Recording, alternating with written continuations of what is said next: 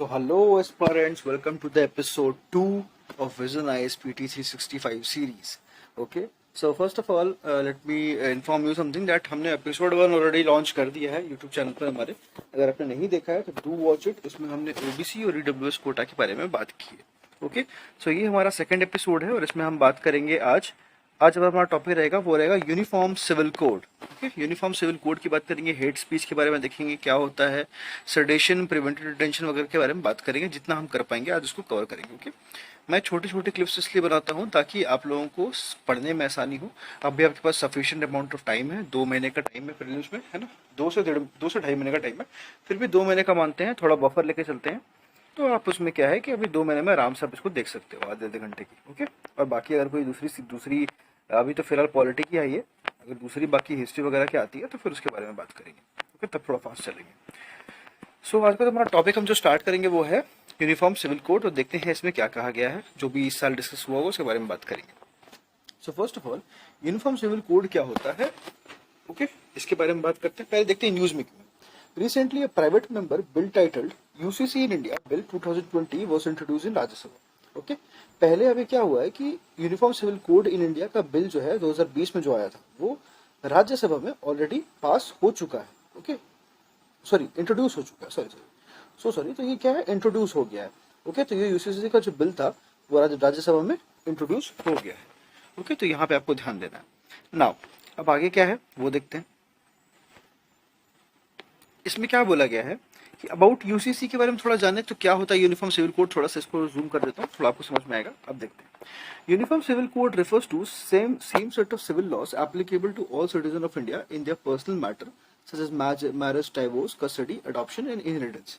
अब इसका मतलब क्या है, देखो ऐसा है ना यार कि इंडिया में क्या है कि अभी मैरिज को लेके हिंदू मैरिज एक्ट है. ओके, और बहुत सारे ऐसे एक्ट है मैरिज को लेके, डाइवोर्स को लेके एक्ट है, ट्रिपल तलाक और खत्म हो चुका है ना, ऐसे करके डाइवोर्स को लेके कुछ एक्ट थे, कस्टडी को लेके एक्ट था, अडॉप्शन को लेके कुछ एक्ट है. ओके, और इनहेरिटेंस को लेके कुछ एक्ट है. ओके, इनहेरिटेंस का मतलब होता है भाई कि मतलब आपका ऐसा होता है ना कि गद्दी का हकदार कौन बनेगा, इस टाइप से जो होता है कि आपके पास प्रॉपर्टी किसको जाएगी, ये सब कुछ लेके, इस सब को लेके अलग अलग तरह के क्या है राइट्स है. ओके, तो इसमें यूनिफॉर्म सिविल कोड का मतलब ये है कि क्या है कि सेम सिविल लॉ, मतलब जितना भी कम्युनिटी इंडिया में है, चाहे वो कोई भी कम्युनिटी, हिंदू है, मुस्लिम है, सिख है, ईसाई है, कोई भी है, सबके लिए क्या है same set of civil laws को यूज किया जाएगा. मतलब सबके लॉ जो है वो सेम हो जाएगा.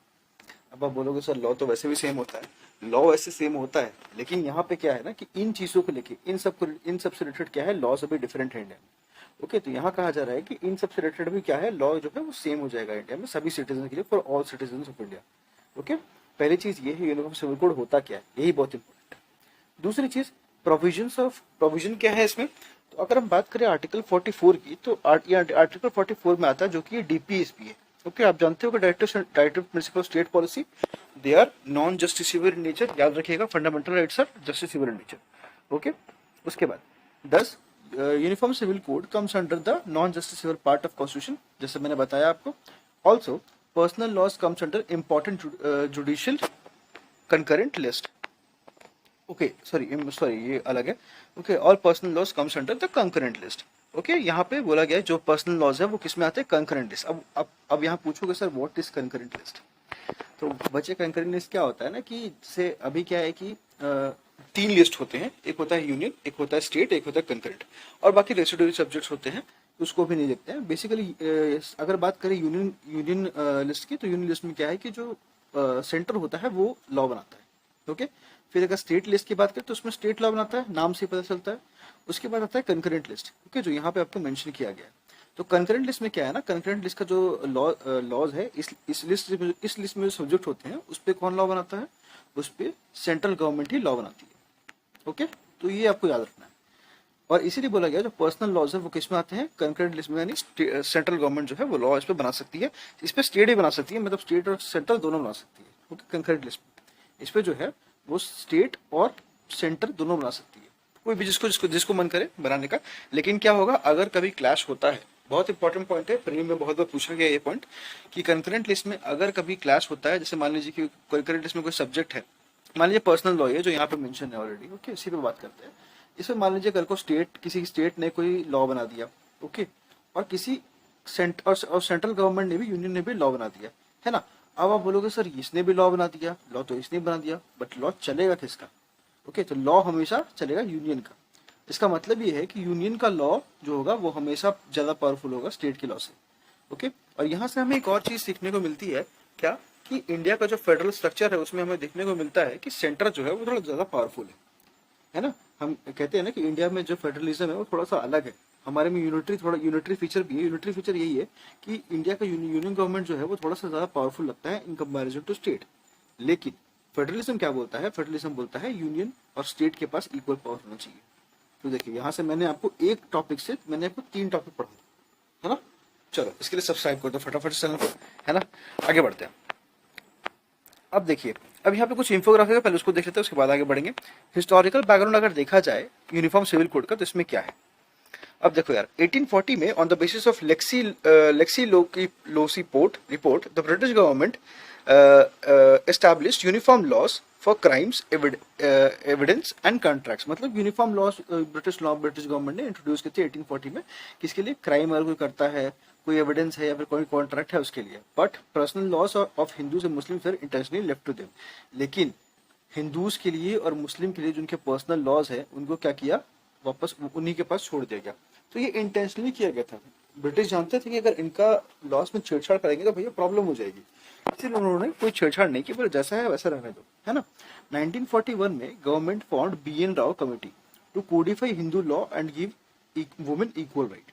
ओके, और क्या हुआ 1941 में? एग्जांपल्स दिए गए इंडिपेंडेंस से पहले का, है ना। क्या क्या हुआ था? तो BN राव कमेटी जो थी उन्होंने उसने हिंदू लॉ को कोडिफाई किया और वुमेन को इक्वल राइट दिया गया। ओके, ये तो हो गई इंडिपेंडेंस की पहले की बात।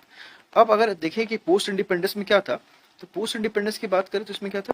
इन constituent assembly sub committee on fundamental rights headed by Sardar Vallabh Bhai Patel decided that securing a uniform civil code was not within scope of fundamental right. Okay, मतलब कि सरदार वल्लभ भाई पटेल का जो कमेटी थी उसमें कॉन्स्टिट्यूएंट असेंबली में क्या कहा कि यूनिफॉर्म सिविल कोड जो है उससे क्या होगा? फंडामेंटल राइट का स्कोप के अंदर वो नहीं आता है। मतलब इससे क्या होगा? अगर हम इसको अगर अप्लाई करते हैं तो फंडामेंटल राइट जो है वो अपना काम नहीं कर पाएगा जो उसका काम होता है बेसिकली। आसान भाषा में यही मतलब है ना। उसके बाद क्या है? Special marriage act 1954। मैंने आपको बोला कि मैरिज का डिफरेंट एक्ट है, तो 1954 में स्पेशल मैरिज एक्ट आया। Okay, provides a form of civil marriage to any citizen irrespective of religion. अब आप बोलोगे कि सर क्या ये इंपॉर्टेंट है कि 1954 वगैरह जो डेट्स हैं हम याद करें? नहीं, जहां भी डेट्स इंपॉर्टेंट होंगे वहां मैं बता दूंगा। अभी फिलहाल आपको कोई डेट याद करने की जरूरत नहीं है, बस समझिए कि मैं कह क्या रहा हूँ। What is uniform civil code, अगर आपके क्वेश्चन में आए तो आप आंसर कर पाओ। उसके बाद क्या है कि in 1955 to 56 4 Hindu code bill passed. Okay, Hindu के कोड बिल पास हुए, बस जानिए कि रफ क्या क्या हुआ था, है ना। और various supreme court judgment advocated by uniform civil code, ये सब चीजें हुई थी, वही सब यहाँ पे बोला गया है, उसके बारे में कुछ ज्यादा है नहीं। ओके, आगे बढ़ते हैं। अब यहाँ पे देखिए कुछ इंपॉर्टेंट जुडिशियल अनाउंसमेंट है in context of uniform civil code. अब उसको देखते हैं क्या क्या मतलब ये इंपॉर्टेंट है जुडिशियल अनाउंसमेंट वगैरह। इसमें क्या है कि तो इसमें क्या बोला गया था, पहले देखते हैं यहाँ पे शाहबानो केस में क्या हुआ था, ये 1985 में आया था। इसका डेट हो सकता है आपको पूछ लिया जाए, तो थोड़ा ध्यान दीजिएगा। Parliament should outline the contours of a common civil code as it is an instrument that facilitates national harmony and equality before law. Okay, basically कहा गया है इसमें, इस केस में, कि पार्लियामेंट को क्या करना चाहिए कि पार्लियामेंट को एक कॉमन सिविल कोड के बारे में थोड़ा ध्यान देना चाहिए, क्योंकि एक इंस्ट्रूमेंट हो सकता है जो कि नेशनल हार्मनी और इक्वलिटी बिफोर लॉ को फैसिलिटेट करेगा, मतलब अच्छा करेगा, ये चीज बोली गई। उसके बाद MS Jordan Diengdeh versus SS Chopra 1985 में हुआ था। ओके, अब इसमें क्या था? Needed for framing uniform code for marriage and divorce was raised by the court. Okay, court के द्वारा रेज किया गया इसमें क्या? यूनिफॉर्म कोड होना चाहिए मैरिज और डाइवोर्स के लिए। मतलब मैरिज अगर करना है उसके लिए और अगर डाइवोर्स लेना है किसी को तो उसके लिए ये क्या होना चाहिए? यूनिफॉर्म कोड, मतलब सबके लिए जो है लॉ सेम होना चाहिए। फिर क्या है? सारला Mudgal case 1995 reiterated the need for parliament to frame a uniform civil code which would help cause of national integration by removing ideological contradiction. Okay, इसमें भी बोला गया कि जो है पार्लियामेंट को यूनिफॉर्म सिविल कोड को फ्रेम करना चाहिए। इससे क्या होगा?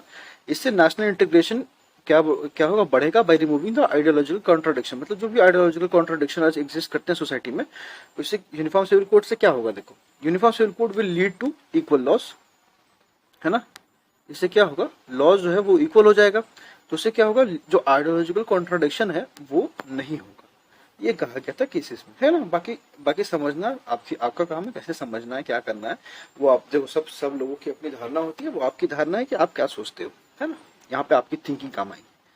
अब देखो वो तो केसेस थे, वो मैंने एक्सप्लेन कर दिया। अब यहाँ बात करते हैं करंट स्टेटस क्या है पर्सनल लॉस के इंडिया में, आजकल क्या चल रहा है। तो पहले बात एक बार फिर से बताता हूँ, पर्सनल लॉस किस में आते हैं, कंकरेंट लिस्ट में, याद रखिएगा, भूलिएगा मत, एग्जाम में अगर पूछ दिया जाए तो फिर वहां पे गलती मत कीजिएगा।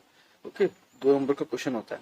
उसके बाद different religious communities are currently governed by a system of personal laws, मतलब अलग अलग डिफरेंट रिलीजियस जो रिलीजियस कम्युनिटीज है, ओके, उन लोगों को अपने अपने सिस्टम में पर्सनल लॉ से किया जाता है, मैंने आपको बताया, which have been codified over years through various pieces of legislation, जिसको मतलब हमेशा हम बोलते हैं ना कि हर चीज में इंप्रूवमेंट होते रहता है, तो बहुत सालों तक मतलब कोड करते करते करते करते इंप्रूवमेंट करते करते करते करते आज कुछ ऐसा है। बाद में भी अभी भी इंप्रूवमेंट चल ही रहा है, कभी ना कभी कुछ इंप्रूवमेंट होते रहता है।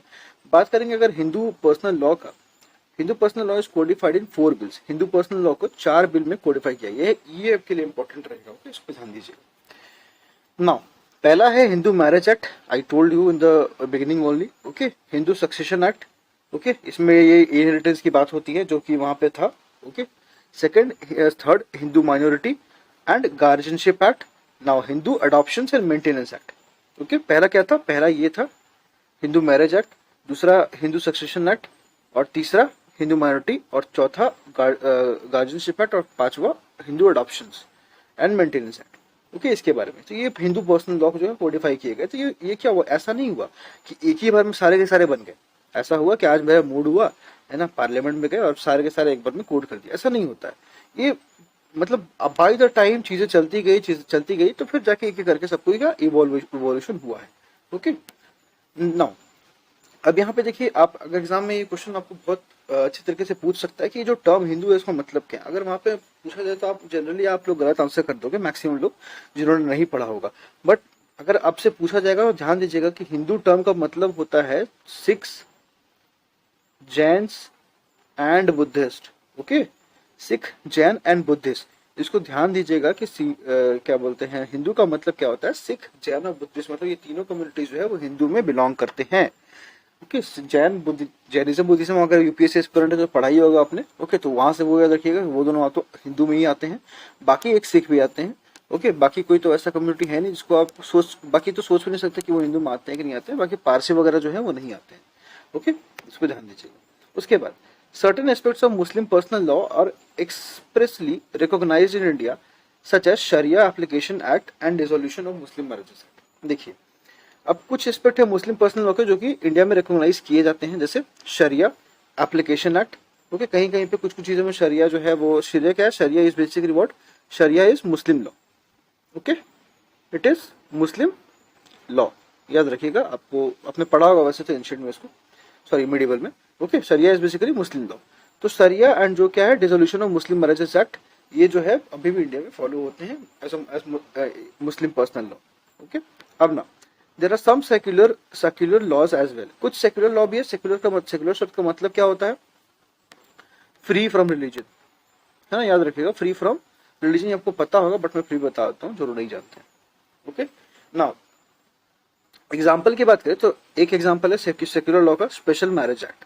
इसमें क्या है, under which inter religion marriages takes place, okay. Special marriage act के अनुसार आज क्या है कि आप इंटर रिलीजन मैरिजेस कर सकते हो। अगर आप हिंदू लड़की या हिंदू लड़का मुस्लिम लड़के से शादी कर सकती है, या फिर और भी कोई और भी जो डिफरेंट रिलीजन है उसमें आप शादी कर सकते हो, ये पॉसिबल है, okay, according to law. Now guardians and wards act which establishes the right and duties of guardians, okay. मतलब बेसिकली जो आप अगर आप किसी भी कम्युनिटी के बच्चे हो या फिर आप किसी कम्युनिटी के मतलब इंसान हो, आप किसी भी कम्युनिटी के बच्चे को मतलब अडॉप्ट कर सकते हो वगैरह वगैरह, ये है guardianship and wards act, okay. इसमें यही होता है बेसिकली, तो वही चीज है, ये सब आज पॉसिबल है इंडिया में ना। अगर यहाँ पे एक और चीज है, Goa is at present only state in India with UCC, मतलब अभी अगर पूरे भारत को देखा जाए यार, है ना, पूरे भारत को देखा जाए तो पूरे भारत में सिर्फ एक गोवा ही है, okay. Only Goa is only state, okay, which have uniform civil code, जिसमें यूनिफॉर्म सिविल कोड एग्जिस्ट करता है, okay. Goa is a state not a union territory, याद रखिएगा। चलिए, अब यहाँ क्या है, पोर्टुगीज सिविल कोड, आपको ये चीज याद रखनी है कहाँ पे है, ये बहुत इंपॉर्टेंट पॉइंट है यूनिफॉर्म सिविल कोड के बारे में, कि गोवा ही एक ऐसा स्टेट है जहाँ पे यूनिफॉर्म सिविल कोड एग्जिस्ट करता है, okay. Now Portuguese Civil Code 1867 continues to be implemented after India annexed the territory in 1961. आपको पता होगा कि गोवा में पोर्टुगीज थे, है ना, आपने पढ़ा होगा मॉडर्न वर्ल्ड, तो उसमें बता, उसमें हमने पढ़ा होगा कि पोर्टुगीज जो थे वो गोवा में थे। 1867 में उन्होंने ये चीज अप्लाई की थी और ये 1961 में जब इंडिया ने टेरिटरी को, ये गोवा टेरिटरी को जो है वो कैप्चर कर लिया, तो इरिस्पेक्टिव ऑफ रिलीजन, एथनिसिटी और कम्युनिटी ये जो है एप्लीकेबल रहा और ये आज भी चलता है यूनिफॉर्म सिविल कोड, है ना। However, Portuguese code is not completely a uniform civil code। लेकिन अगर बात करें तो पोर्टुगीज कोड जो है वो completely यूनिफॉर्म सिविल कोड नहीं है। Okay, Portuguese code is not completely uniform civil code, ये चीज यहाँ पे लिखी गई है। तो अगर यूनिफॉर्म सिविल कोड को समराइज किया जाए जो भी इस आर्टिकल में था, तो हमें क्या क्या जानने की जरूरत है। पहली चीज यही है कि गोवा में यूनिफॉर्म सिविल कोड में है सिर्फ, अभी किसी स्टेट में नहीं है। ओके, दूसरी बात करें तो दूसरी बात में यही आ जाएगा कि आर्टिकल 44 के अंदर ये है, जो कि डीपीएससी का पार्ट है, इसीलिए ये नॉन जस्टिसेबल पार्ट है कॉन्स्टिट्यूशन का, ये आपको याद रखना है। ओके, और बाकी इसमें ऐसा कुछ है नहीं, अभी सिर्फ इंट्रोड्यूस हुआ है बिल, तो इसमें अभी कुछ कहने लायक कुछ है नहीं, है ना। बाकी चीजें जो होंगी वो बाद में देखी जाएगा अगर वैसा कुछ होगा तो, है ना। बाकी फिलहाल अभी देखते हैं आगे।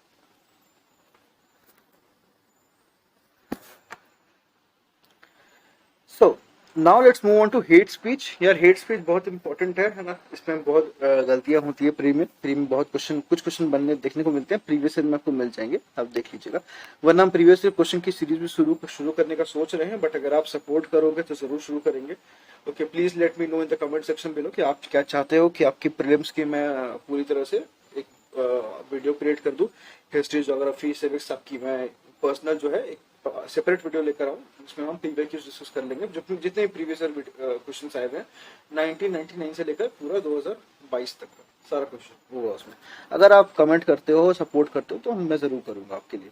चलिए अब यहाँ बात करते हैं कि हेट स्पीच न्यूज में क्यों है। तो NCRB reported about 500% rising cases under hate speech law in 7 years। मतलब 7 साल में एनसीआरबी ने बोला है, ओके, कि 500% राइज हो गया है केसेस में। 500% राइज का मतलब, सपोज कीजिए आज से 10 साल पहले 100 केसेस आ रहे थे, तो उसके 7 साल के बाद कितने केसेस आ रहे हैं, 500% राइज हुआ है। 500%, 100% राइज होता है मतलब 200 हो गया, है ना। तो इस तरह से 500% राइज हो चुका है केसेस में। तो ये बताना, ये मतलब ये हुआ है। ओके, अब आप बोलोगे कि सर ये एनसीआरबी कौन है ना। सो एनसीआरबी क्या है बच्चे, NCRB is nothing but national crime records bureau, national crime records bureau. Okay, याद रखिएगा, एनसीआरबी ने नेशनल क्राइम रिकॉर्ड्स ब्यूरो, इसने कहा है कि 7 साल में, मतलब अभी जो 7 साल हुए, 7 साल में क्या हुआ कि 500% राइज हो गया केसेस में, किसका, हेट स्पीच का। अब बच्चे जानते हैं हेट स्पीच होती क्या है। तो basically hate speech has not been defined in any law in India. अगर बोला जाए कि हेट स्पीच को क्या एग्जैक्ट डेफिनेशन है, तो according to constitution there is no definition of hate speech. Constitution कुछ डिफाइन नहीं करता है, बट फिर भी हमने अपना हम तो जानते हैं आप कि हम इंडियंस हैं, हम कुछ ना कुछ उपाय कर ही लेते हैं, तो हमने खुद का उपाय किया हुआ, वो देखते हैं क्या है। However, hate speech generally incitement to hatred primarily against a group of persons dealt with IPC section 153A, 295A, etc. ये सब आपको याद नहीं करना ये कौन सा IPC सेक्शन वगैरह है, बट आपको जानना है कि मतलब क्या है। इसका मतलब यही है कि हेट्रेड प्राइमरली किसी ग्रुप के अगेंस्ट, कोई भी ग्रुप हो सकता है, कोई कम्युनिटी हो सकती है, कोई पर्टिकुलर ग्रुप हो सकता है, पॉलिटिकल पार्टी हो सकती है ना, कुछ भी हो सकता है। तो किसी भी ग्रुप के अगेंस्ट में जब कोई कुछ आप हेट्रेड फैलाते हो ना, स्प्रेड करते हो उसको, तो उसको बोलते हैं कि वो एक हेट स्पीच है। हेट स्पीच में कंसिडर किया जाता है। और भी बहुत ज्यादा मतलब वेग टर्म है, उसमें बहुत कुछ इंक्लूडेड है, जिसको बहुत डीप में पढ़ना रहेगा तो फिर बहुत टाइम लग जाएगा। फिलहाल देखते हैं आर्टिकल में क्या है, मुझे लगता है यहीं पे क्लियर हो जाना चाहिए। चलिए इसके बाद नीचे देखते हैं क्या है, इसके बाद हम लोग पढ़ेंगे उसमें कि इंफोग्राफी में क्या है। Now hate speech can be conveyed through any form of expression. मतलब हेट स्पीच आप बोलोगे कि सर क्या क्या क्या ये हेट स्पीच से बोल के ही हम लोग कर सकते हैं, तो नहीं। हेट स्पीच हम लोग बहुत तरह से मतलब कि फैला सकते हैं। क्या है, इंक्लूडिंग इमेजेस, है ना। फेसबुक पे देखे होगे बहुत सारा कंट्रोवर्शियल इमेजेस वगैरह जो है वो वायरल होता है ना, ये सब चीज देखने को मिलती है। तो इमेजेस से भी हेट स्पीच जो है वो फैल सकती है ना। एक बार मैं कलर चेंज कर, थोड़ा बोर है तो बोर हो जाओगे पढ़ते पढ़ते। चलो हाँ, तो हेट स्पीच जो है वो इमेजेस से भी आ सकती है। ओके, कार्टून्स बना सकते हैं, उससे भी हेट स्पीच आ सकती है। अब आप बोलोगे सर जो न्यूज टीवी वाले, जो न्यूज चैनल वाले जो कार्टून बनाते हैं, वो सो सॉरी वाली, वो क्या हेट स्पीच है? नहीं, वो हेट स्पीच में नहीं आती है। ओके, क्योंकि उसमें वो हेटरेड नहीं फैलाते, वो बस एक मतलब एक छोटा सा मजाक करते हैं, तो मजाक इज नॉट हेट, है ना। हेटरेड फैलाना मतलब क्या होता है कि इसको मार दो, काट दो, है ना, ये सब चीजें हेट आती है। वो एक मजाक करना, वो तो टिप्पणी करना, वो तो हर कोई करता है ना। तो इंक्लूडिंग इमेजेस हो गया, कार्टून्स हो गया, मीम्स हो गया, है ना। हम देखते हैं इंस्टा पे मीम्स खूब सारे आते हैं। चलिए, ऑब्जेक्ट्स हो गया, जेस्चर हो गया, सिंबल्स हो गया, तो ये किसी भी तरह से मतलब किसी भी वे में आप हेट स्पीच जो है वो कर सकते हो। बेसिकली हेट स्पीच का मतलब होता है हेट को फैलाना, किसी पर्टिकुलर ग्रुप या चीफ पॉलिटिकल पार्टी, कुछ भी हो सकता है, उसके अगेंस्ट में आप हेट को फैला रहे हो। चलो, अब बात करते हैं लेजिस्लेशन अराउंड हेट स्पीच। देखो, अब इसमें क्या क्या लेजिस्लेशन मतलब क्या क्या इस पे लॉज हैं, क्या क्या चीजें हैं। तो कॉन्स्टिट्यूशनल प्रोविजन की अगर पहले बात करें तो इसमें क्या है, आर्टिकल 19 क्लॉज 2। आर्टिकल 19 आप जानते हो कि आर्टिकल 19 डील करता है रिलीजन से, है ना, सॉरी रिलीजन नहीं, फ्रीडम ऑफ स्पीच एक्सप्रेशन, है ना, एसोसिएशन, ये सब चीजें मतलब बेसिकली 6 फंडामेंटल राइट जो है, फंडामेंटल राइट का 6 सब डिवीजन है, ओके, आर्टिकल 19 में। तो आर्टिकल 19 क्लॉज 2 बोलता है कि given all citizens the right of freedom of speech and expression, okay, ये देता है, but subject to reasonable restrictions for preserving inter alia public order, decency and morality. Okay, मतलब इसमें कहा गया यार, देखो फ्रीडम ऑफ स्पीच तो आपके पास है, freedom of speech and expression तो नो डाउट ऑफ आपको कॉन्स्टिट्यूशन देती है, इसका मतलब ये नहीं है ना कि उसमें आप फ्रीडम ऑफ स्पीच तो आप कल को जाके किसी को भी गाली दे रहे हो, ये चीज गलत है। उसमें भी आपका कुछ रीजनेबल रिस्ट्रिक्शंस है, ओके, कुछ मॉरल डिसेंसी है, कुछ आपको मतलब थोड़ा सा आपको संभल के, थोड़ा समझदारी के साथ आपको यूज करना है अपने राइट्स को। ऐसा नहीं कि राइट मिला हुआ है तो आप उसको एब्सोल्यूट, मतलब एब्सोल्यूट राइट नहीं है, ओके। फंडामेंटल राइट मतलब इसमें क्या है कि एब्सोल्यूट नहीं, कुछ रिस्ट्रिक्शन है लगे हुए, ओके। ये बेसिकली आपको एक और मैंने चीज बता दी कि fundamental rights are not absolute rights, okay. अब यहाँ पे क्या है, इंडियन पीनल कोड आईपीसी 1860 में क्या बोला गया है, इसमें कुछ सेक्शंस बात की है जो हमारे लिए एग्जाम पॉइंट ऑफ व्यू से इंपॉर्टेंट सेक्शन नहीं है, ओके, उतना जाना नहीं है सेक्शन के बारे में। जानना है बस, होता क्या है, तो डील विद स्पीच और words that would create mischief, outreach, religious belief, मतलब जो बदमाशी, जिससे कुछ परेशानी हो जाए, आउटरीच रिलीजियस बिलीफ का आउटरीच हो जाए ना, आउटरीच का मतलब दंगा फसाद हो जाए वैसा कुछ करके, या फिर नेशनल इंटीग्रेशन को नुकसान पहुंचे, तो वो क्या है, वो भी हेट स्पीच में कंसिडर होता है, ओके। तो दो चीजें हैं। तीसरी चीज, रिप्रेजेंटेशन ऑफ पीपल एक्ट 1951, इसमें क्या है, सेक्शन 8 की बात करें तो section 8 disqualifies a person from contesting election if he is convicted for indulging in acts amounting to illegitimate use of freedom of speech and expression.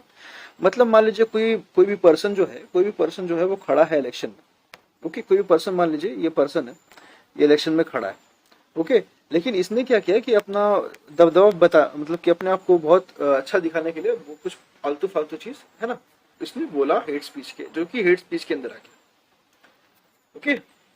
तो जो कि हेट स्पीच के अंदर आ गया, तो क्या है कि इसको जो है इलेक्शन में खड़ा होने नहीं दिया जाएगा। वही चीज बोलती है रिप्रेजेंटेशन ऑफ पीपल एक्ट, कि उसको डिस्क्वालीफाई कर दिया जाएगा इलेक्शन कंटेस्ट करने से अगर वो कुछ हेट स्पीच फैलाता है तो, ओके, मतलब freedom of speech and expression का गलत फायदा उठाता है तो, ओके। तो वो तो ऑटोमेटिकली हेट स्पीच हो गया, हमने यहाँ पे पढ़ाई अभी।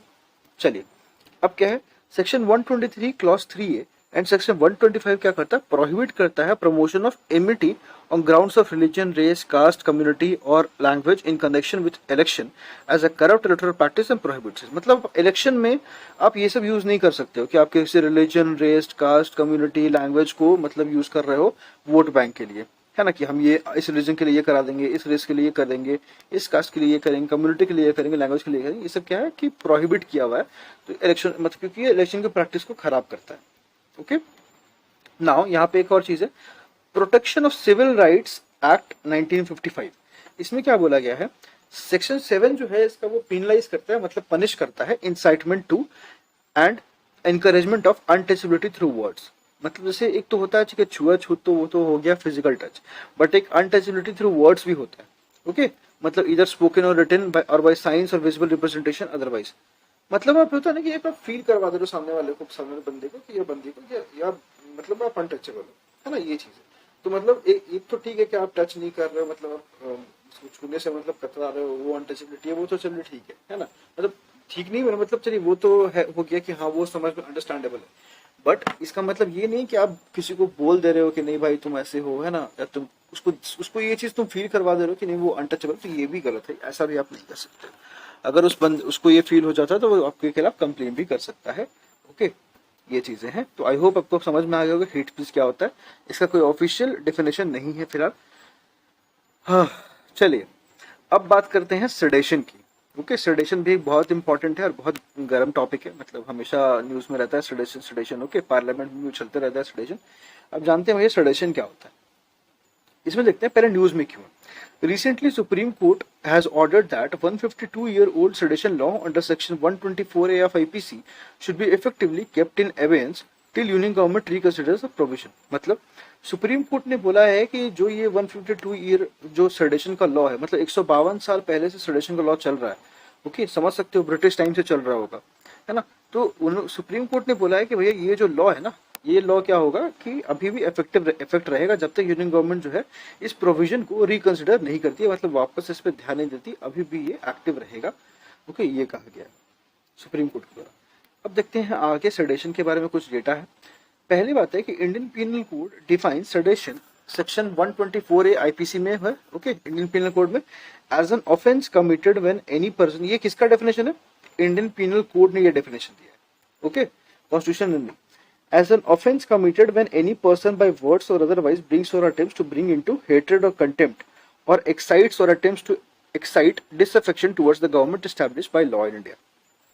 मान लीजिए आज बीजेपी की गवर्नमेंट है, प्लीज कोई पॉलिटिकल वे में इसको मत लीजिएगा, आप पढ़ाई करने आए हैं प्लीज पढ़ाई कीजिएगा। ओके, मान लेते हैं आज बीजेपी की गवर्नमेंट है, इसके खिलाफ कोई बहुत ज्यादा मतलब किसी भी जो भी यहाँ लिखा हुआ है उसके हिसाब से कि कोई भी अपने वर्ड्स के थ्रू या किसी भी अदर मीनिंग से ओके इसके खिलाफ हेट वगैरह फैला रहा है बहुत ज्यादा, इतना ज्यादा कि मतलब उसे दंगे फसाद हो सकते हैं, तो वो क्या है, वो सेडेशन के केस में अंदर हो सकता है, मतलब अंदर मतलब उसको पनिशमेंट मिल सकती है सेडेशन केस में कि उसके हेट फैलने की वजह से ऐसा हुआ। ओके, ये जानना है बेसिकली।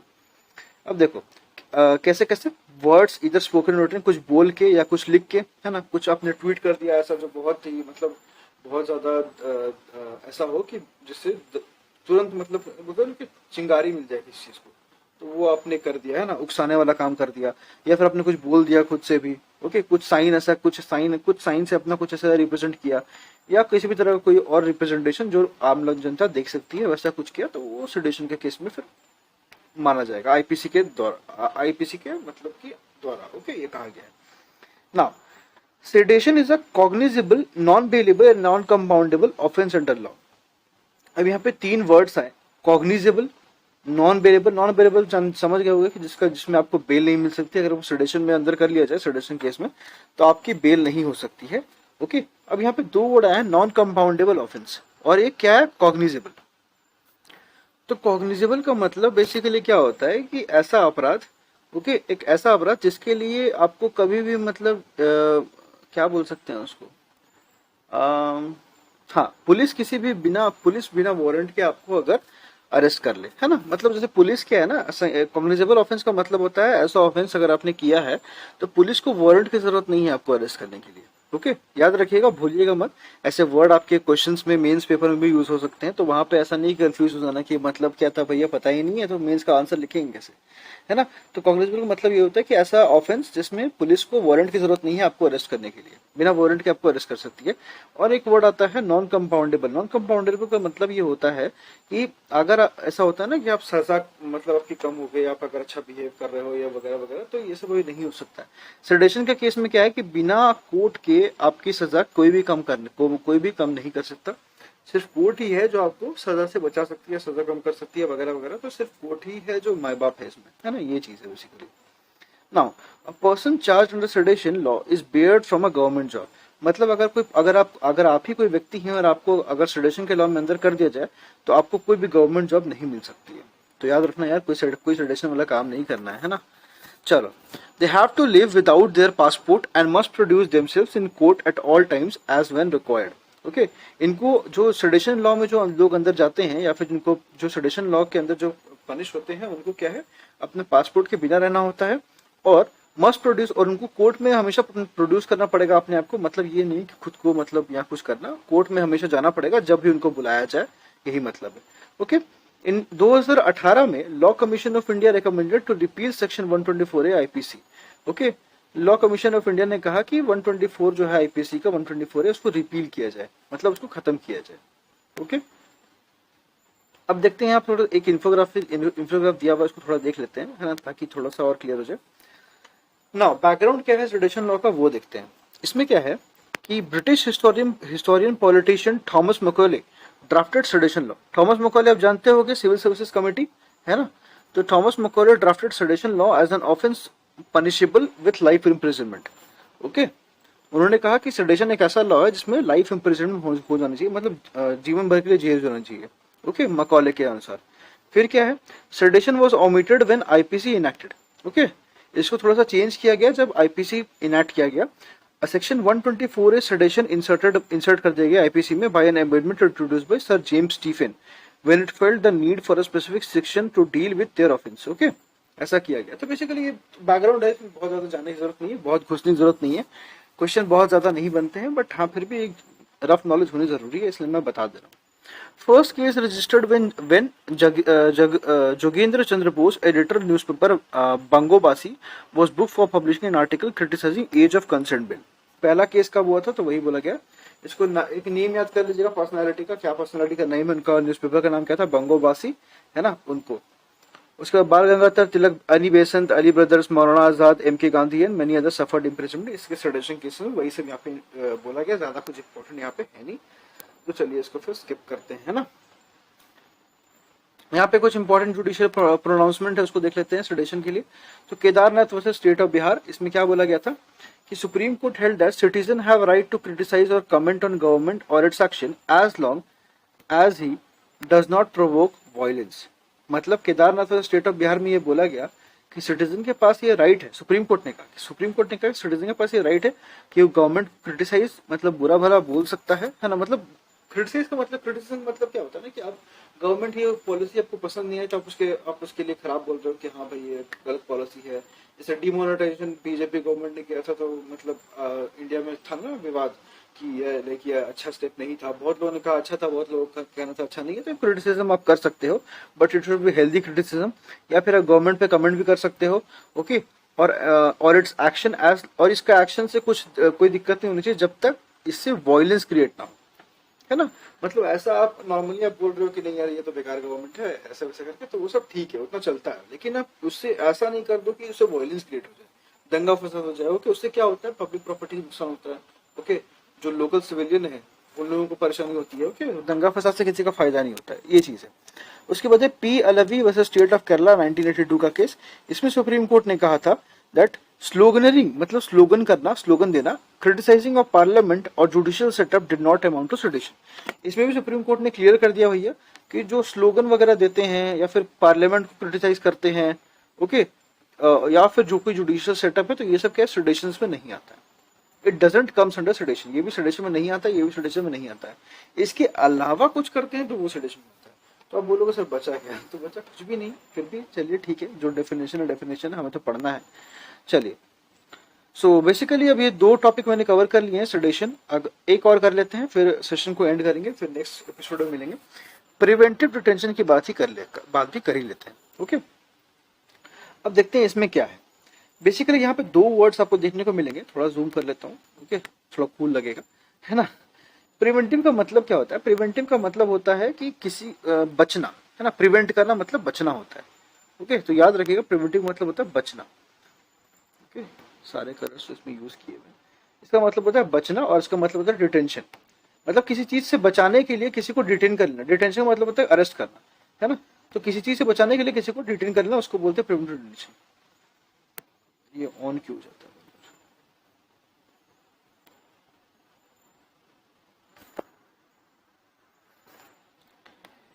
कोई चीज को रोकने के लिए या किसी चीज को बचाने के लिए जब कुछ किया जाता है तो उसको हम लोग बोलते हैं प्रिवेंटिव डिटेंशन, राइट। इस पे थोड़ा ध्यान दीजिएगा आप। अब जानते हैं न्यूज में क्यों है, तो सबसे पहले बात करें न्यूज में क्यों है, तो recently supreme court has ruled that preventive detention is to be used only in exceptional circumstances. मतलब अभी क्या हो रहा था ना, प्रॉब्लम क्या थी कि जो रूलिंग पार्टी है, ओके, जो भी रूलिंग पार्टी है वो प्रिवेंटिव डिटेंशन बोल के किसी को भी अंदर कर दे रही है। और सेडेशन में भी यही हो रहा था, सेडेशन में भी क्या हो रहा है कि कोई भी किसी को बोल के अंदर कर दे रहा है कि हाँ भैया इसने सेडेशन के अंदर कर देना है। उसमें यही प्रॉब्लम थी। अभी सुप्रीम कोर्ट ने बोला है कि प्रिवेंटिव डिटेंशन को सिर्फ कब यूज करना है, लिया था मैंने, कब यूज करना है, सिर्फ एक्सेप्शनल सर्कमस्टांसेस में। ओके, मतलब बहुत जरूरी हो तभी यूज करना है, ऐसे यूज नहीं करना है। अब मोर ऑन न्यूज क्या है, supreme court observe the preventive detention is an exceptional power of state which affects personal liberty of individual and has to be employed sparingly. Supreme court ने फाइनली ये सोचा कि भैया ये जो प्रिवेंटिव डिटेंशन है ना, ये प्रिवेंटिव डिटेंशन जो है ये क्या है, एक्सेप्शनल पावर देती है स्टेट को, मतलब बहुत ज्यादा पावर देती है स्टेट को कि वो किसी को भी अरेस्ट कर ले, है ना। कि भैया देखिए, मतलब इसका देखो आसान भाषा में समझाएं तो प्रिवेंटिव डिटेंशन मतलब क्या होता है, सपोज कीजिए आप एक पर्सन है और आपके क्लास में आप किसी क्लास में पढ़ते हैं, है ना। तो आप क्या चाहते हैं कि मतलब कि मान लीजिए आपके क्लास में जो है बार बार चोरी होती है और आपको पता है कि एक लड़का जो है वही चोरी करता है ना। अगर फिर से कोई चोरी होगी तो आप किसको देखोगे, पहले उसी को चेक करोगे कि भैया हाँ तुमने ही चोरी की है ना। इसी तरह से क्या होता है इंडिया में, जैसे क्या होता है मान लीजिए कुछ भी कोई बड़ा इवेंट है, कुछ भी होने वाला है, ओके, तो आपको लगता है कि नहीं, आप या फिर कहीं से आपको थ्रेट मिला है कि ये पर्टिकुलर चीज होगी इंडिया में, बॉम्ब ब्लास्ट होगा या कुछ भी होगा इंडिया में, है ना, ऐसा कुछ। तो आप सोच ले, अब आप उसमें क्या है कि हमारे पास रॉ है वगैरह है, तो वो लोग क्या करते हैं, वो लोग मतलब पूरा सोच विचार करके पूरा रिसर्च करके देखता है कि हाँ भैया ये आदमी जो है इसमें इन्वॉल्व हो सकता है, तो उसको पहले ही अरेस्ट कर लिया जाता है। मतलब कुछ हुआ नहीं, उससे पहले ही अरेस्ट कर लिया गया, उसी को बोलते हैं प्रिवेंटिव डिटेंशन। मतलब कुछ किसी चीज को रोकने के लिए आपने किसी को अरेस्ट कर लिया है ना। तो भला वो करता है नहीं करता वो बात की बात है, पर आपने अरेस्ट कर लिया। तो इससे क्या होता है, पर्सनल लिबर्टी जो है वो किसी पर्सन की हैम्पर होती है ना। हमारे पास राइट ऑफ पर्सनल लिबर्टी है आर्टिकल 21 के तहत, लेकिन वो हैम्पर होती है, आर्टिकल 21 हैम्पर होती है। इसलिए सुप्रीम कोर्ट ने कहा कि ये जो है बहुत सोच समझ के इसको यूज करना है, ओके। उसके बाद क्या है, court distinguish between law and order situations in public disorder. Court ने डिस्टिंग्विश किया लॉ एंड ऑर्डर सिचुएशन क्या होती है और पब्लिक डिसऑर्डर क्या होता है। प्रिवेंटिव डिटेंशन जो है may apply in latter but never for the former situation. Latter मतलब पब्लिक डिसऑर्डर के लिए प्रिवेंटिव डिटेंशन जो है वो अप्लाई हो सकता है, ओके, वो अप्लाई हो सकता है, लेकिन फॉर्मल मतलब लॉ एंड ऑर्डर के लिए प्रिवेंटिव डिटेंशन अप्लाई नहीं होता। मतलब मान लीजिए लॉ एंड ऑर्डर आपको शांति रखना है तो आपने किसी को अरेस्ट कर लिया, तो ये आप नहीं कर सकते। लेकिन हाँ, ऐसा कुछ है जिससे पब्लिक डिसऑर्डर क्रिएट हो सकता है, तो आप उस टाइम पे इसको किसी को जो है अरेस्ट कर सकते हैं, लेकिन उसका भी प्रॉपर रीजन होना चाहिए आपके पास। नाउ अब प्रिवेंटिव डिटेंशन के बारे में बात करते हैं कि क्या है क्या नहीं है। It is the detention of a person on a mere responsible apprehension of him doing an activity dangerous to public order and security। मैंने बताया कि उसका हो सकता है कि वो कुछ ऐसा एक्टिविटी करे जो कि डेंजरस हो, किसके लिए, पब्लिक ऑर्डर के लिए और सिक्योरिटी के लिए, इसीलिए उसको क्या करते हैं, अरेस्ट कर लेते हैं, है ना। Here the person is confined in custody without undergoing trial।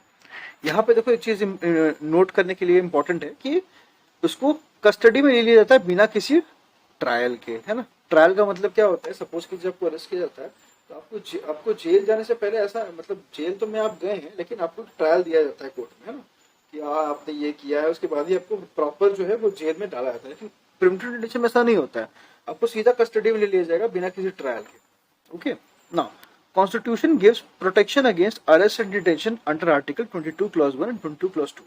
अब आप बोलोगे सर इसके अगेंस्ट में कुछ मतलब हम लोग को बचने का कोई तरीका, तो है बिल्कुल है, कॉन्स्टिट्यूशन उसका भी उपाय किया हुआ है, ओके। किसमें आर्टिकल 22 क्लॉज 1 में और आर्टिकल 22 क्लॉज 2 में क्या बोला है, this protection not available to a person arrested and detained under preventive detention laws under article 22 clause 3। Normally अगर आपको अरेस्ट किया जाए, ओके, तो उसके लिए आपके पास ये दोनों में राइट्स हैं दिए हुए, लेकिन अब अगर आपको प्रिवेंटिव डिटेंशन लॉ के अंदर अरेस्ट किया जाता है तो उसके लिए आपके पास कोई भी ये मतलब ये दोनों जो इसमें इन दोनों में जो राइट्स आपको दिए गए वो इसमें एप्लीकेबल नहीं होते हैं। मतलब क्या है कि इन दोनों में आपको राइट दिए गए, राइट टू बी हर्ड है, okay, right to get a fair trial है, ये सब चीजें हैं, ओके। तो ये सब चीजें जो है वो यहाँ पे एप्लीकेबल नहीं होती है, वही बोला जा रहा है इसमें। चलिए अब बात करते हैं मल्टीपल लॉज की। तो मल्टीपल लॉज क्या है, such as code of criminal procedure, बहुत सारे लॉज हैं, कोड ऑफ क्रिमिनल प्रोसीड्यूर है, narcotic drug and psychotropic substance act, okay, NDPS, unlawful activities and prevention act जो कि यूएपीए बहुत फेमस एक्ट है, हमेशा न्यूज़पेपर में देखने को मिलता है यूएपीए, है ना। तो फिर उसके बाद परमिट प्रिवेंटिव डिटेंशन, ये सब क्या है, परमिट करते हैं preventive detention, okay. Criminal procedure code CrPC of India is also provides for preventive detention under section 151। मतलब सीआरपीसी भी प्रिवेंटिव डिटेंशन के बारे में बात करती है, किसमें, आर्टिकल उसका जो सेक्शन है 151 के अंदर, ओके। ना अकॉर्डिंग टू, अब इसमें सीआरपीसी में क्या बोला गया है सेक्शन में, वो देख लेते हैं, थोड़ा सा बोरिंग है, okay. Police are empowered to make preventive arrest if they believe they must do so to prevent commission of any cognizable offence. मतलब पुलिस के पास ये पावर है कि वो किसी को भी प्रिवेंट, कोई भी पुलिस क्या है, किसी को भी अरेस्ट कर सकती है। क्यों? अगर उनको लगता है कि वो पर्सन जो है वो कुछ ऐसा करेगा जो कि कॉग्निजेबल ऑफेंस होगा। अभी हमने बताया कि कॉग्निजेबल ऑफेंस क्या होता है। तो कॉग्निजेबल ऑफेंस क्या होता है? जिसमें पुलिस को वारंट की जरूरत नहीं पड़े, है ना। तो वैसा कोई काम कोई बंदा करेगा, इससे पहले पुलिस क्या है उसको अरेस्ट कर सकती है। ओके, चलिए अब देखते हैं कुछ चीजें यहाँ इंफोग्राफ में दिया होगा। ओके, कुछ चीजें हैं वो भी देख लेते हैं, इंपॉर्टेंट हो। तो आर्टिकल 22 क्लॉज 1 के बारे में यहाँ पे बात की गई है। उसमें देखते क्या है। No person can be detained in custody without being informed of grounds of arrest. Okay, किसी को भी कस्टडी में ही अरेस्ट नहीं किया जा सकता जब तक उसको बताया ना जाए कि किस बिना पे अरेस्ट किया गया है। अरे भैया, आपको घर से करके कोई ले जाएगा तो बताएगा तो क्यों अरेस्ट किया गया है। ओके, तो ये उसका हक है, वो आपको बताना पड़ेगा। और shall be denied right to consult और be defended by a legal practitioner. देखिए, और उसको लीगल प्रैक्टिशनर को कंसल्ट करने से रोक नहीं सकता। ओके, तो ये क्या है? देखिए, मैंने बोला ना, प्रिवेंटिव डिटेंशन के अगेंस्ट भी आपको राइट्स मिलेंगे जो उससे आपको बचा सकते हैं। तो ये है कि पहला बात आपको बताना पड़ेगा कि किस ग्राउंड पे आपने अरेस्ट किया है उसको, कि हाँ भैया मुझे लगता है तुम यहाँ बॉम्ब ब्लास्ट करोगे इसलिए मैंने तुमको अरेस्ट कर लिया, ये आपको बताना पड़ेगा। और उसके पास भी राइट है कि वो अपने जो भी उनका लॉयर वगैरह है उनको वो कंसल्ट कर सकता है। आर्टिकल 22 क्लॉज 2 में क्या है? Every person who is arrested detained in custody shall be produce before magistrate. 24 घंटे के अंदर मजिस्ट्रेट के सामने आपको पेश करवाना पड़ेगा। पुलिस के पास, पुलिस मतलब आपके पास ये राइट है। राइट क्या? पुलिस का ये जिम्मेदारी है। ओके, अगर नहीं करवाया था तो ये बिल्कुल एक इररिस्पॉन्सिबल काम होगा। उसके खिलाफ भी मतलब पुलिस पे कार्रवाई हो सकती है कि होती ही है। ओके, तो 24 घंटे के अंदर आपको उसको मजिस्ट्रेट के सामने, जो भी नियरेस्ट मजिस्ट्रेट होगा उसके सामने आपको पेश करना चाहिए। वो डिस्ट्रिक्ट मजिस्ट्रेट हो सकता है, हाई कोर्ट हो सकता है, सुप्रीम कोर्ट हो सकता है, कुछ भी हो सकता है, या फिर लोकल कोर्ट हो सकता है। No person can be detained beyond 24 hours without authority of magistrate. जब तक मजिस्ट्रेट नहीं बोलता है, ओके, 24 घंटा के से ज्यादा आप किसी को भी अरेस्ट करके नहीं रख सकते हैं। ये बोला गया आर्टिकल 22 क्लॉज 2। अब 22 क्लॉज 3 में क्या है? Above two clauses will not apply to a person who is detained in accordance to a law providing for preventive detention. अब ये ऊपर जो हमने दो लॉ पढ़े, ये और ये क्या है कि प्रिवेंटिव डिटेंशन में के अंदर जो लोग अरेस्ट हुए हैं उन पे एप्लीकेबल नहीं होता है। ओके, सॉरी, मैंने बता दिया ना कि वो होता है। सॉरी, वहां मेरे से मिस्टेक हो गई थोड़ी सी। ओके, तो वो नहीं होता है। ओके, तो अब ऊपर की जो दो क्लॉजेस हैं वो क्या होता है? प्रिवेंटिव डिटेंशन के केसेस में एप्लीकेबल नहीं है। ओके, चलो आर्टिकल 22 क्लॉज 4 क्या बोलता है? No person can be detained for more than a period of 3 month unless an advisory board confirms that there is sufficient cause for continuation of search detention. मतलब बोला गया है कि किसी भी पर्सन को 3 महीने से ज्यादा अरेस्ट नहीं किया जा सकता है। ओके, 3 महीने से ज्यादा आप अरेस्ट करके नहीं रख सकते हो। ये प्रिवेंटिव डिटेंशन के लिए है, ये आर्टिकल 22 क्लॉज 4। ओके, याद रखिएगा। जब तक कि कोई भी मतलब जब तक कि कोई सफिशिएंट कॉज नहीं है कि उसको आगे भी अरेस्ट किया जाए। मतलब किसी बंदे को आपने अरेस्ट किया, 3 महीने से आपने अरेस्ट करके रखा हुआ है, तो उससे ज्यादा आप नहीं कर सकते जब तक उसके लिए कोई सफिशिएंट कॉज ना आ जाए, या फिर कोई जो कमिटी है या फिर कुछ भी है, कोई भी कमीशन वगैरह है, डिपार्टमेंट है, वो बोलता नहीं है आपको तब तक। Okay, exception to article 22 clause 4 has been provided to article 22 clause 7 B itself. अब वो भी देख लेते हैं कि क्या एक्सेप्शन है। आर्टिकल 22 क्लॉज 7 क्या बोलता है? A person can be preventively detained more than 3 months without opinion of an advisory board if parliament by law provides. बिना एडवाइजरी बोर्ड के भी 3 महीने ज्यादा कर सकते हैं, लेकिन उसके लिए पार्लियामेंट अगर ये लॉ प्रोवाइड करे तो। यहाँ पे क्या था कि यहाँ पे एडवाइजरी बोर्ड होनी चाहिए। एडवाइजरी बोर्ड बोलेगी कि हाँ भैया अरेस्ट करो, अभी रखे रहो अंदर में, है ना, निकालने की जरूरत नहीं है, तो ठीक है, हम लोग 3 महीने से ज्यादा उसको अरेस्ट कर सकते हैं। लेकिन अगर सपोज कीजिए एडवाइजरी बोर्ड भी नहीं कुछ बोलती है, उसके बिना भी रखने का बात होता है तो वो रख सकते हैं। लेकिन पार्लियामेंट तब लॉ बताएगी, क्या बताएगी? मैक्सिमम पीरियड क्या होना चाहिए, वो पार्लियामेंट डिसाइड करती है। दूसरा, circumstances, classes of person and classes of cases to which such a law में अप्लाई। किस सर्कमस्टांस में ये लॉ अप्लाई होगा, क्या मतलब किन लोगों पे अप्लाई होगा और किस केस में अप्लाई होगा, ये सब क्या है? पार्लियामेंट डिसाइड करेगी। तब ये चीज मतलब पॉसिबल है ये 3 महीने ज्यादा उसको अरेस्ट किया जाए बिना किसी एडवाइजरी बोर्ड के ऑर्डर के। ओके, अब यहाँ पे छोटा सा और है, देख लेते हैं इसको भी, फिर सेशन को एंड करेंगे। यहाँ पे है क्या? ओके, दूसरा एंटर। यहाँ पे क्या है? ग्राउंड्स ऑफ प्रिवेंटिव डिटेंशन क्या है? किस ग्राउंड पे, किस बिना पे आपको अरेस्ट किया जा सकता है? सिक्योरिटी ऑफ स्टेट, स्टेट की सिक्योरिटी। यहाँ पे बेसिकली स्टेट, देखो यार पॉलिटिक्स में क्या है ना, पॉलिटी में मैक्सिमम टाइम 99% मैं बता दे रहा हूँ, 99% टाइम अगर स्टेट बोला जाएगा तो आप समझना उसको कंट्री, है ना। आप स्टेट को हमेशा समझना कंट्री, ओके, याद रखिएगा, भूलिएगा मत। वहां पे स्टेट के मतलब राज्य, राज्य समझ के आंसर मत करके आइएगा, गलती हो जाएगी। ओके, सिक्योरिटी ऑफ स्टेट, जहाँ पे स्टेट का मतलब स्टेट होगा वहां आपको समझ में आ जाएगा कि वो स्टेट ही बोल रहा है। ओके, चलिए, foreign affairs of security of India. मान लीजिए इंडिया का कोई फॉरेन अफेयर्स है, उसका कोई उसका सिक्योरिटी के लिए, मेंटेनेंस ऑफ पब्लिक ऑर्डर के लिए, और maintenance of supplies and essential services and defence. Okay, ये सब चीजों के लिए प्रिवेंटिव मेजर्स एक्ट जो है वो एप्लीकेबल है, ये आपको याद रखना है। अगर ऑप्शंस में आता है तो आपको देख लेना है कि ये चार चीज जो है वो तो है, अगर इसके अलावा कोई आता है तो वो आपको हटाना पड़ेगा ऑप्शन से। ओके, वही वही जो है गलत ऑप्शन होगा। ऐसा क्वेश्चन आया हुआ पहले, इसे मैं बता दूं। Okay, so I think that's all for today guys. Okay, अगर आपको वीडियो पसंद आया, सेशन पसंद आ रहा है तो do like the session and subscribe the channel now. मैं आपके लिए यूपीएससी से रिलेटेड जितने भी फ्री कंटेंट अवेलेबल हो सकता है उतना कंटेंट मैं लेकर आने की कोशिश करता हूँ। अब हमारी आर्टिकल की सीरीज ऑलरेडी चल रही है, you can check in our playlist. हमारे आर्टिकल की सीरीज हमने आर्टिकल 32 तक कवर किया हुआ है आई गेस।